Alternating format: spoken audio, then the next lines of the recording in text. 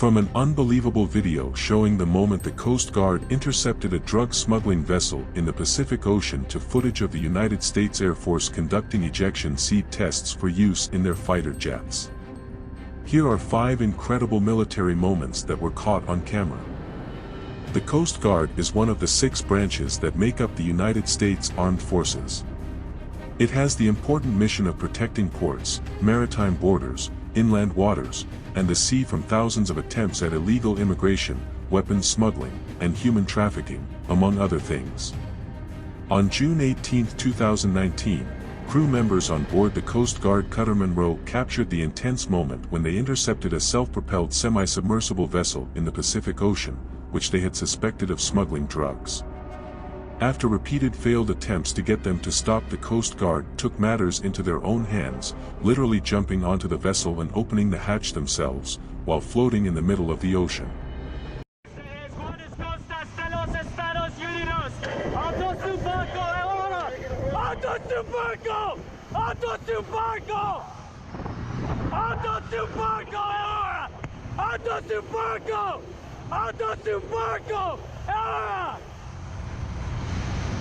Alto to barco! Alto to barco! That's gonna be hard to get on! Alto to barco! That's gonna be bad.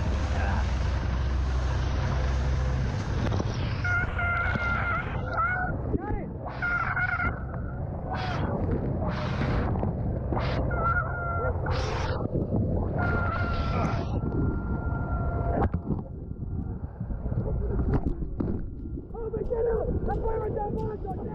Later reports came out that the Coast Guard's suspicions were correct.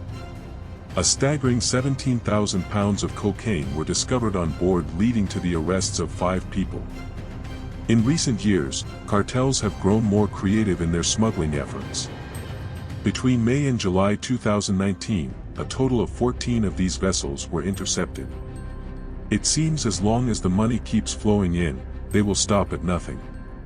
To develop more and more advanced methods and technologies to get their product to across the border. Navy tests are vitally important to ensure that a vessel is capable of surviving the many accidents and situations that can arise while at sea. Back in July of 2016, the Navy conducted full ship shock trials of the littoral combat ship USS Jackson. The test was done by detonating a 10,000-pound explosive charge in the water not far from the ship, and measuring how it withstood the blast.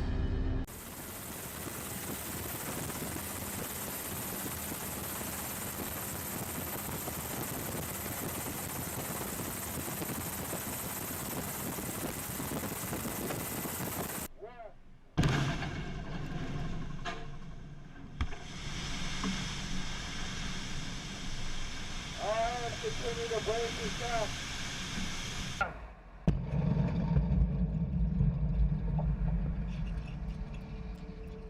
In this instance, the ship performed exceptionally well, passing all 3 tests that were done.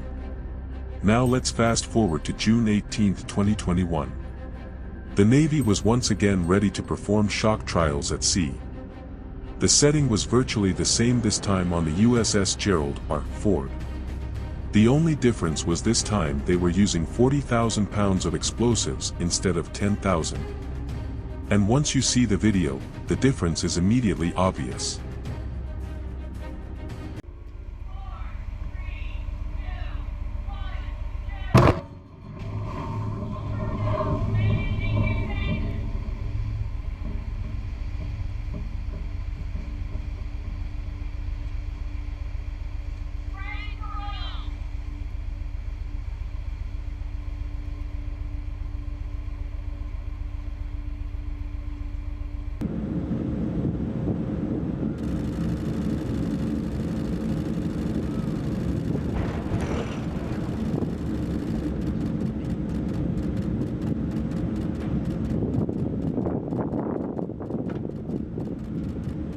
Much like the USS Jackson, the Gerald R. Ford performed exceptionally well, demonstrating its durability in the most extreme combat circumstances and even returning to port under its power. Now that we've seen a few military moments at sea, let's head over to land and see how the Air Force tests ejection seats using a high-speed rail.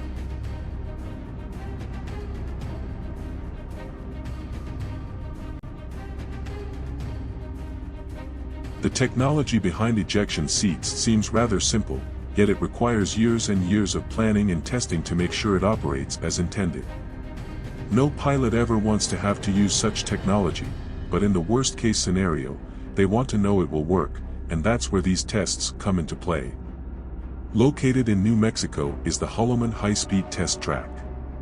It's a railway system set up by the Department of Defense to conduct a wide variety of experiments.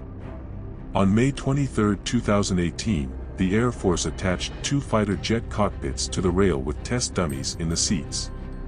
After a brief countdown, the test commenced, and about 10 seconds later, the ejection seats were activated.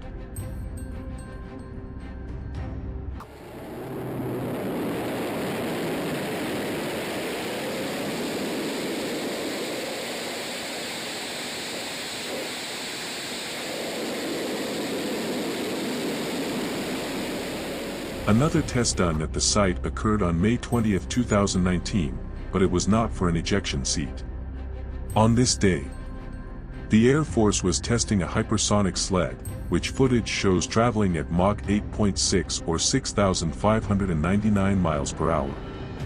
To put this into an even greater perspective, that is over 1 mile per second.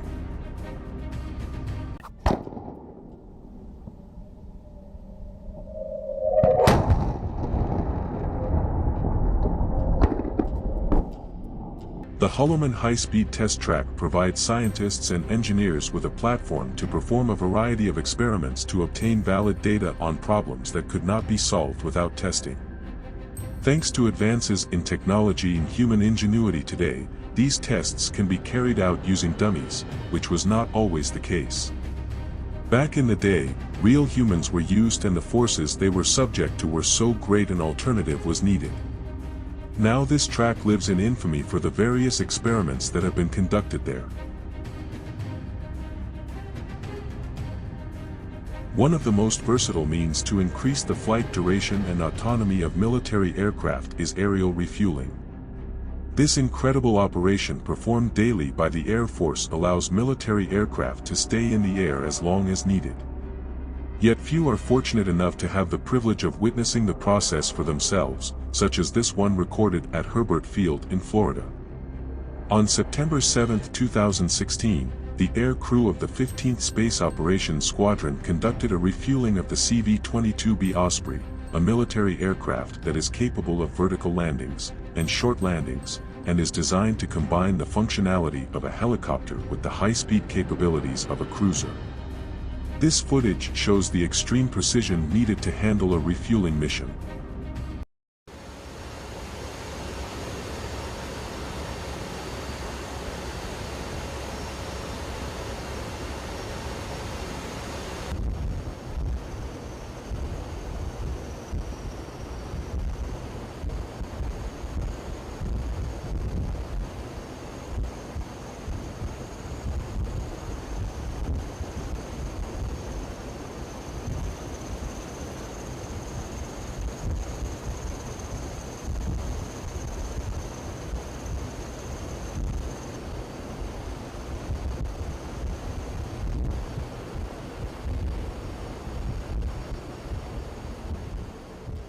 The history of aerial refueling dates back nearly a century, with the first documented successful attempt taking place in 1923. Since then, technology has grown by leaps and bounds.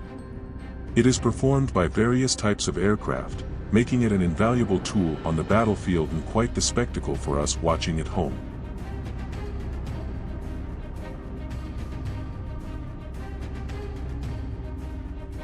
The United States is rarely alone when conducting military exercises. It is common for them to work with their allies many times each year to run drills, training missions, and even simulated combat scenarios. On March 31, 2014, the U.S. Marines working alongside South Korea executed a massive amphibious landing at Doxy Beach in the city of Pang. Aerial footage shot that day shows a huge fleet of vehicles departing ships and heading for the coastline before reaching the beach. Smoke screens are activated in a coordinated effort to simulate shielding the vehicles from enemy fire, giving this scene an almost post-apocalyptic appearance.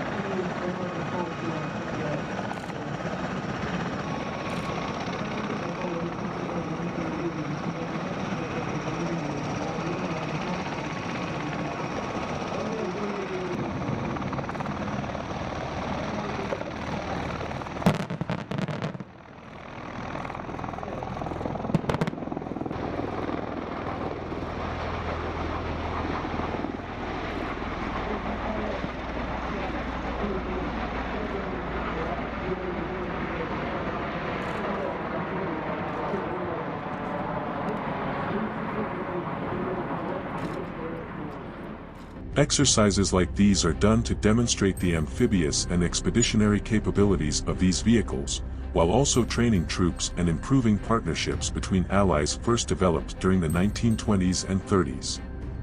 These machines are perhaps most known for their use in World War II. Since then, they've been updated and enhanced, greatly making them some of the most useful, dangerous and feared vehicles in the world today.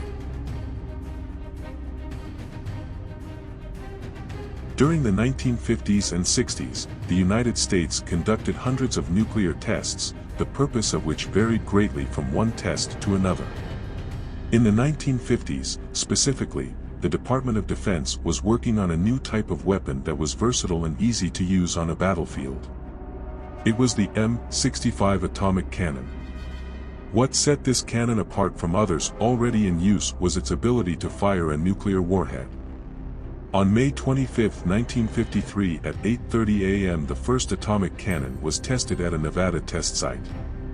The 280mm warhead traveled for a distance of 7 miles before exploding, resulting in the successful detonation of the first and only nuclear projectile to ever be fired from a cannon.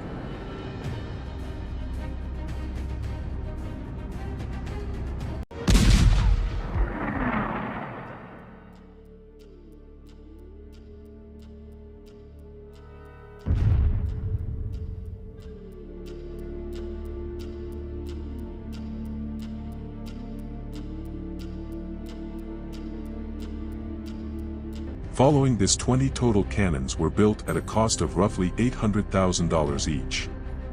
They were then deployed to Europe and South Korea, where they were frequently moved to avoid detection by enemy forces. However, it wasn't long before these devices became obsolete due to limited range and the development of new atomic weapons. Now, only 7 units remain in the world, all of which are on display and not in use. If you enjoyed this video and want to see more just like it, then be sure to click the link on the screen now. And with that, thank you for watching, and be sure to tune in next time.